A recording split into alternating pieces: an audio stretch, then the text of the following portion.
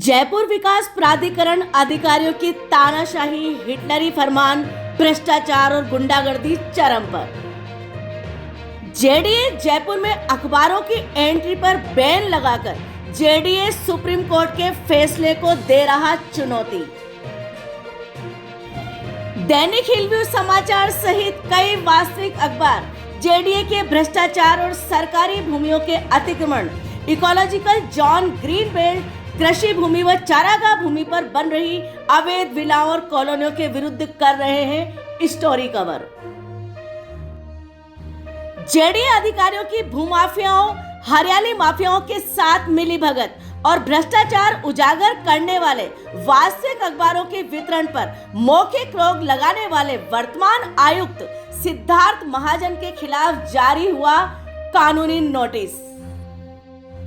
दैनिक Hillview समाचार ने जारी किया आयुक्त जयपुर विकास प्राधिकरण के नाम कानूनी फरमान कि जवाब दें कि कुछ अखबारों के वितरण पर रोक किस आधार पर। सुप्रीम कोर्ट कह चुका है अखबार का प्रकाशन व प्रसार एवं प्रेस की स्वतंत्रता जनतंत्र का अभिन्न हिस्सा, मगर जेडीए का मनमाना मौखिक आदेश जेडीए के भ्रष्टाचार व मिलीभगत की खोल रहा पढ़ते हैं। रोमेश थापर बनाम state of Madras AIR 1950 section 124 मामले में सुप्रीम कोर्ट ने प्रेस की स्वतंत्रता और प्रसार को दिया है महत्व। साकाल पेपर्स प्राइवेट लिमिटेड बनाम union of India air 1962 section 305 में सुप्रीम कोर्ट ने किया है स्पष्ट कि अनुच्छेद 19(1)(a) में प्रेस की स्वतंत्रता में शामिल है अखबारों व विचारों को प्रकाशित कर वितरित करना। स्वतंत्र प्रसारण प्रेस स्वतंत्रता का ही हिस्सा है।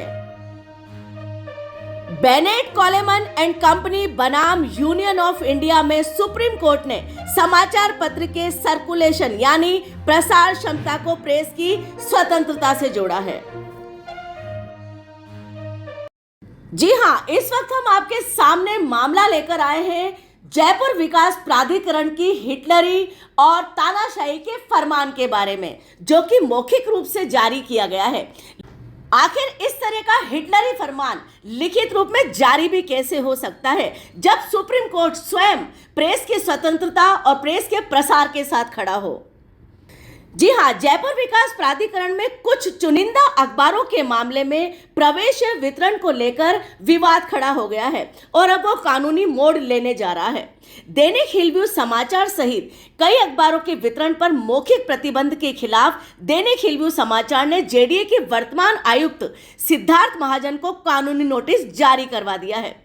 नोटिस में 7 दिन के भीतर मौखिक प्रतिबंध हटाने तथा यदि कोई वैधानिक आदेश है तो उसके प्रमाणित प्रति उपलब्ध कराने की मांग की गई है। हम आपको बताना चाहेंगे कि किस तरह से भारत के स्वतंत्र जनतंत्र में प्रेस की स्वतंत्रता और प्रसार को पावर दिए गए हैं, ये हम आपके सामने लेकर आना चाहते हैं। सुप्रीम कोर्ट का फैसला रहा है कि प्रसार रोकना प्रेस की स्वतंत्रता पर सीधा असर करता है। रोमेश थापर बनाम state of Madras AIR 1950 section 124 में सुप्रीम कोर्ट ने प्रेस की स्वतंत्रता और प्रसार के महत्व को रेखांकित किया है।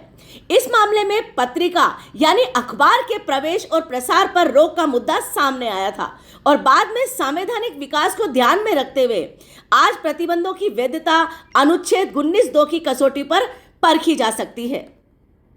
इसी प्रकार सुप्रीम कोर्ट का दूसरा फैसला साकाल पेपर्स प्राइवेट लिमिटेड बनाम union of India AIR 1962 section 305 में सुप्रीम कोर्ट ने स्पष्ट किया कि अनुच्छेद 19(1)(a) में प्रेस की स्वतंत्रता शामिल है और विचारों के प्रसार के लिए प्रकाशित करना, वितरित करना तथा प्रसारित करना इस स्वतंत्रता का हिस्सा है। कोर्ट ने यह भी स्पष्ट किया कि समाचार पत्र के प्रसार को सीधे प्रभावित करने वाला प्रतिबंध अभिव्यक्ति की स्वतंत्रता पर सीधा प्रभाव डालता है। इसी तरह बेनेट कोलेमन का फैसला भी सामने आता है कि किस तरह से बेनेट कोलेमन एंड कंपनी बनाम यूनियन ऑफ इंडिया में सुप्रीम कोर्ट ने समाचार पत्र की सर्कुलेशन यानी प्रसार क्षमता को प्रेस की स्वतंत्रता के साथ जोड़ा था। न्यायालय ने माना था कि अखबार को कितने लोगों तक अपनी सामग्री पहुंचानी है यह उसकी अभिव्यक्ति का हिस्सा है और स्वतंत्रता का महत्वपूर्ण हिस्सा है और प्रसार को सीधे नियंत्रित करने वाली कार्रवाई अनुच्छेद 19(1)(a) के तहत गंभीर संवैधानिक प्रश्न पैदा करती है। अब हम बात करेंगे कि सुप्रीम कोर्ट से बड़ा बनकर जेडीए अधिकारी सिद्धार्थ महाजन किस तरह से इस तरह का हिटलरी फरमान जारी कर सकते हैं, यह सोचने का विषय बनता है। अब सवाल जेडीए जयपुर से बनता है कि क्या किसी वैधानिक आदेश के बिना किसी भी समाचार पत्र के शांतिपूर्ण वितरण को रोका जा सकता है? क्या कुछ अखबारों को प्रवेश और कुछ अखबारों के वितरण को मान्यता देकर बाकी अखबारों को रोक लेना, उसके पत्रकारों को रोक लेना किस अधिकार की कसौटी पर खरा उतरता है?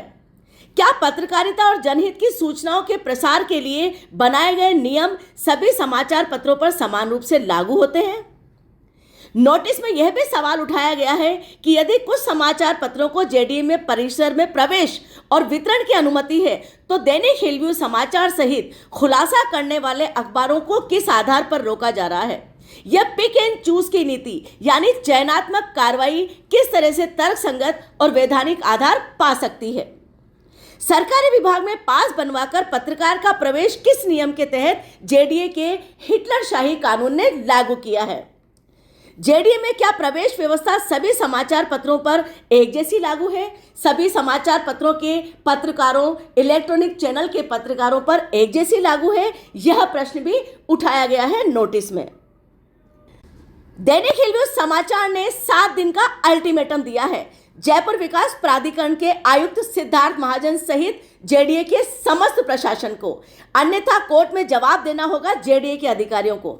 इसी के साथ नोटिस में प्रतिबंध हटाने, अधिकृत वितरकों को शांतिपूर्ण वितरण करने की अनुमति देने, संबंधित अधिकारियों, सुरक्षा कर्मियों को पुनः साफ निर्देश देने और प्रतिबंध रोकने पर अनुरोध किया गया है कि अगर किसी भी तरह से अन्य अखबारों के प्रवेश, वितरण और प्रसार को और सुरक्षा कर्मियों को इस हेतु नहीं रोके जाने पर आदेश जारी नहीं हुआ तो अब हाईकोर्ट में जेडीए के अधिकारी सिद्धार्थ महाजन आयुक्त और समस्त जेडीए प्रशासन जवाब देगा कि आखिर प्रेस की स्वतंत्रता पर किस तरह से वो प्रतिबंध लगा सकता है।